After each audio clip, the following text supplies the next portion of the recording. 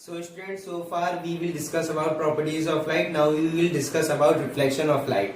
If you cannot see our previous video based on properties of light, then I will provide you the link of this video of our previous video in the below description. First you will see our previous video, then you will be comfortable to learn about reflection of light. Then now we will learn about reflection of light. What is reflection of light? It is a bouncing back of light rays into the same medium when these rays strikes on a surface or on a boundary separating two media.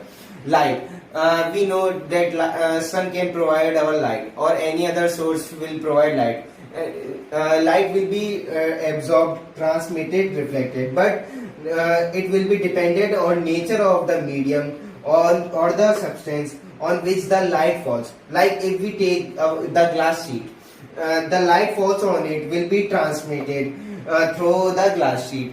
Therefore, light will be transmitted. And if we take a mirror, then the light falls on it will be almost reflected. Therefore, light will be reflected. And if we take this marker, the light will be absorbed by this marker on the falls on it. Therefore, the light will be absorbed. Now, before we will discuss more about reflection of light, we have to learn about some more important terms. Some important terms are: first, incident ray. In the incident ray, we know that the light rays that falls on the reflected surface. Student, we know that this is the reflected surface and the light falls on it is known as incident ray. And second one is reflected ray. The ray that bounces back into the same medium after the reflection. Here we got that is reflected ray. When the light rays on fall, it is called incident ray. Then the bouncing back of light, it almost bounces back, it is known as reflected ray. Then we get normal. In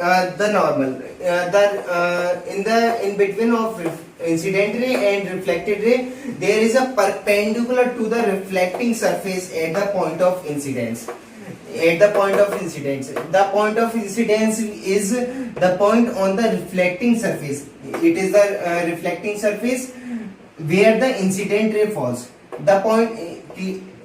Clearly, the point of incidence ray is what that the incident ray which falls on the reflected surface. At the point of reflected surface, the incident ray falls. It is known as point of incidence. Here we clearly see that AO is the incident ray and O is the point of incidence where the reflected surface meet the incident ray.